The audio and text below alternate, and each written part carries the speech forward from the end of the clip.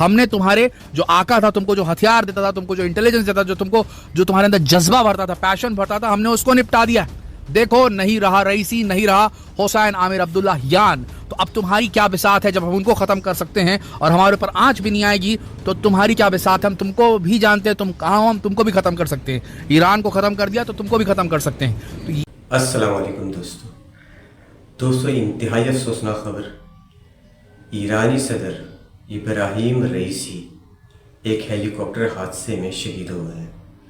दोस्तों, ये हादसा उस वक्त पेश आया जब इब्राहिम रईसी अज़रबैजान के दौरे से वापस ईरान तशरीफ़ ले जा रहे थे। दोस्तों, उनका हेलीकॉप्टर ईरान और अज़रबैजान के एक सरहदी इलाके ज़ुल्फ़ा में गिरकर अचानक लापता हो गया।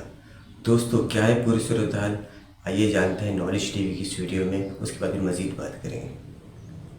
ईरान के प्रेसिडेंट इब्राहिम रईसी और foreign minister Hussain Amir Abdollahian की मौत।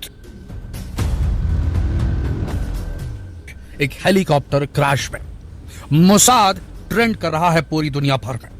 अफवाहों का बाजार गर्म है और दुनिया में युद्ध के बादल मंडरा रहे हैं। ये कहें तो गलत नहीं होगा। ये एक ऐसी घटना हुई है जो हिला देने वाली है। ईरान के प्रेसिडेंट की मौत हो जाती। ईरान के external affairs minister, foreign minister Hussain Amir Abdollahian की मौत हो जाती है जब से इजराइल और फिलिस्तीन की जंग चल रही है 7 अक्टूबर के हमास के हमलों के बाद से। तब से 3 चेहरे ईरान की तरफ से मुखर होकर हर मीडिया हाउस ने दिखाए हैं। पहला, Ali Khamenei, supreme leader of Iran. दूसरा, ईरान के प्रेसिडेंट इब्राहिम रईसी। और तीसरा, foreign minister of Iran Hossein Amir Abdollahian. जब पूरे अरब देशों ने अपने मुंह पर समझ लीजिए चेन लगा ली थी, जिला नहीं था, चेन लगा ली थी, और सिर्फ हल्की फुल्की जो है निंदा कर रहे थे इजराइल के हमलों की फिलिस्तीन के ऊपर, तब ये ईरानियन नेशन, एक शिया कंट्री, सुन्नी बहुल फिलिस्तीनी गाजा लोगों के लिए इन्होंने आवाज उठाई थी। और अब इन 3 में से 2 लोगों को साइलेंस करा दिया गया है। देखिए, हम ये शब्द इस्तेमाल कर रहे हैं, साइलेंस करा दिया गया है। शायद इसके सबूत कभी ना मिले, हो सकता है ये कोरी कल्पना ही हो। कोई नहीं जान पाएगा कभी भी कि इब्राहिम रईसी और आमिर अब्दुल्लाहियान, जो 2 महत्वपूर्ण शख्स थे जिन्होंने खुलकर इजराइल के खिलाफ मुखरता से बोला था, इनका हेलीकॉप्टर तेज हवाओं और तूफान में फंसकर चपेट में आकर तूफान की क्रैश हो गया, हार्ड लैंड हुआ, या फिर इसके पीछे मोसाद, दुनिया की सबसे खतरनाक खुफिया एजेंसी का हाथ था, कभी कोई पता ही नहीं लगा पाएगा।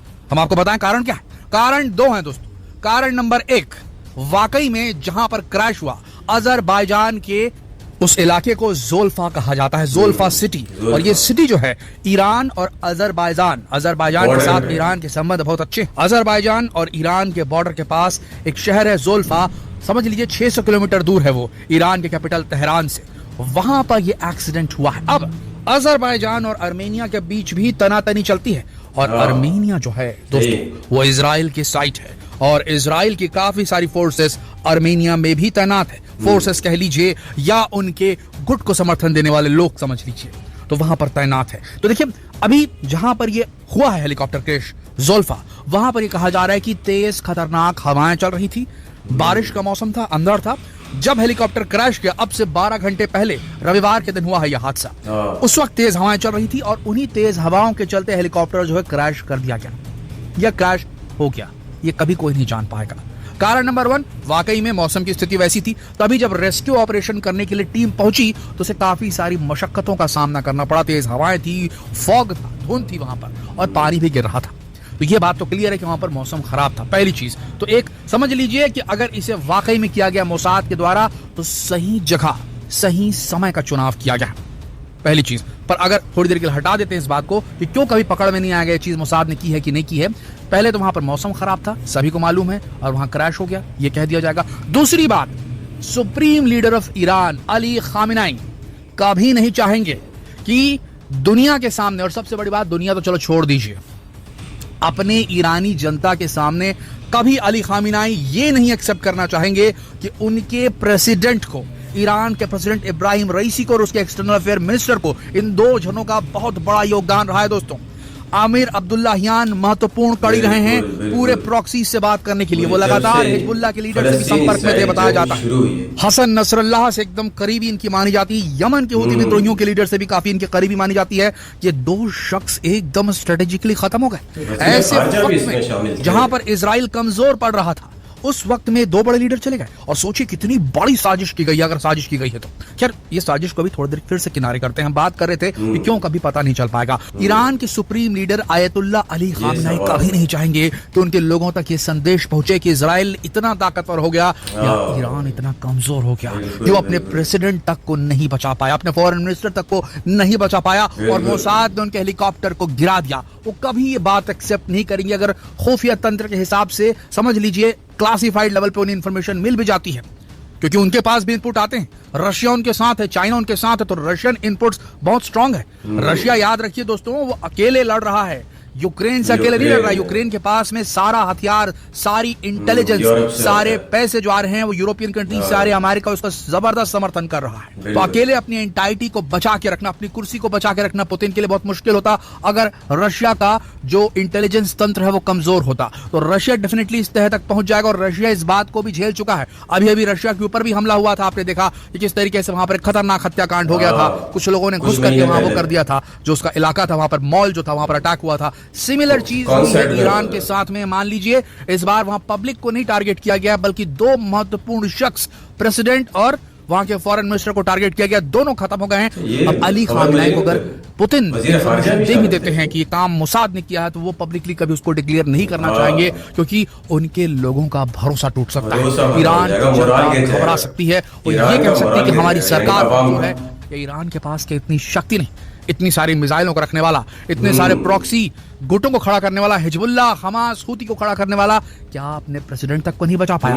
और एक संदेश जा सकता है दोस्तों, संदेश ये भी जा सकता है हर प्रॉक्सी गुट तक के, हिजबुल्लाह, हमास, हूती तक के, कि देखो हमने तुम्हारे आका के आका को खत्म कर दिया है। हमने तुम्हारे जो आका था, तुमको जो हथियार देता था, तुमको जो इंटेलिजेंस देता था, जो तुम्हारे अंदर जज्बा भरता था, पैशन भरता था, हमने उसको निपटा दिया। देखो, नहीं रहा रईसी, नहीं रहा हुसैन आमिर अब्दुल्लाहियान। तो अब तुम्हारी क्या बिसात है जब हम उनको खत्म कर सकते हैं और हमारे ऊपर आंच भी नहीं आएगी, तो तुम्हारी क्या बिसात है। हम तुमको भी जानते हैं, तुम कहाँ हो, हम तुमको भी खत्म कर सकते हैं। ईरान को खत्म कर दिया तो तुमको भी खत्म कर सकते हैं। तो ये मैसेज ना चले जाए करके Ali Khamenei, Ayatollah Ali Khamenei, supreme leader of Iran, खुद नहीं चाहेंगे कि वो मोसाद के ऊपर ठीकरा फोड़े या मोसाद का नाम सामने लाएं और अपने ही लोगों के सामने कमजोर साबित हो जाए। तो अब ये मान लीजिए, इतिहास में कभी नहीं पता चल पाएगा कि इब्राहिम रईसी और हुसैन आमिर अब्दुल्लाहियान का हेलीकॉप्टर क्रैश कराया गया या फिर क्रैश हो गया। यह बात आप लिख लीजिए। इतना बड़ा कोइंसिडेंस होना अपने आप में अजीब है। देखिए, अभी तक कोई ऐसे लिंक बने भी नहीं है, लेकिन आपको बता रहे हैं कि कभी एक्सेप्ट नहीं किया जाएगा और ये कभी पता ही नहीं चल पाएगा कि उनका हेलीकॉप्टर क्रैश हुआ या करवाया क्या। अब देखने वाली बात यह है कि इसका असर पूरी जंग पर क्या पड़ेगा। राफा के ऊपर इजराइल जो आक्रमण कर रहा है, उसके ऑपरेशंस पर क्या असर पड़ेगा। अमेरिका ने ये जो है, ये इंफॉर्मेशन अमेरिका के पास में थी कि नहीं थी, नहीं होना बहुत मुश्किल बात है, नहीं होना बेहद मुश्किल बात है दोस्तों, क्योंकि अमेरिका के पास में दुनिया का सबसे बेस्ट सर्वेलेंस सिस्टम है।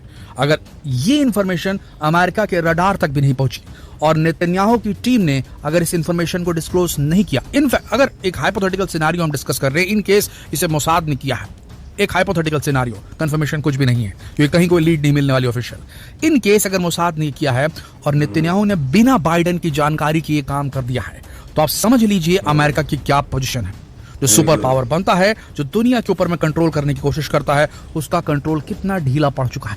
और अगर देखिए, अगर नॉर्मल सिनेरियो समझें तो अमेरिका की जानकारी में ही ये हुआ है और इब्राहिम रईसी की मौत के बाद हो सकता है कि सारे जितने भी प्रॉक्सी गुट जो हैं वो पूरी तरीके से शांत बैठ जाएं, आक्रमण ढीले कर दे, क्योंकि हिजबुल्लाह बहुत नुकसान पहुंचा रहा है नॉर्दर्न इजराइल के ऊपर में। लाख लोगों से ऊपर इजरायलियों को नॉर्दर्न इजराइल छोड़कर सेंट्रल इजराइल की तरफ जाना पड़ा है, इतने हमले किए हैं नॉर्दर्न इजरायली बॉर्डर पर हिजबुल्लाह ने। तो ऐसी स्थिति में हो सकता है कि सारे जितने भी प्रॉक्सी गुट्स हैं वो हमला करना बंद कर दें, या फिर इसको उल्टा भी हो सकता है, जंग भड़क सकती है।